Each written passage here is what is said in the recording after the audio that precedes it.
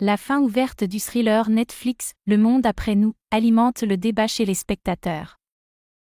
En moins d'une semaine, le nouveau thriller de Netflix Le monde après nous réalisé par Sam Esmail a pris d'assaut le top 10 des contenus les plus visionnés de la plateforme. Le monde après nous met en scène une famille de New-Yorkais qui s'apprête à passer quelques jours de vacances dans une superbe villa qu'ils ont dénichée à quelques kilomètres de New York. Mais les choses prennent rapidement une tournure inattendue lorsque deux étrangers débarquent en pleine nuit, prétextant être les propriétaires de la ville qu'ils ont louée.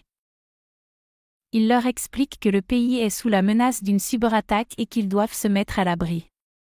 Sans contact avec le monde extérieur, les deux familles doivent alors cohabiter, alors que le monde tel qu'ils le connaissent est sur le point de s'effondrer.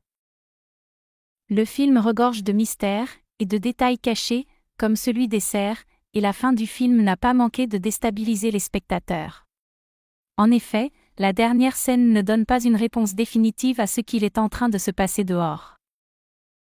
Ni de ce qu'il advient des personnages, à l'exception de Rose, qui se met à l'abri dans le bunker, devant le dernier épisode de Friends.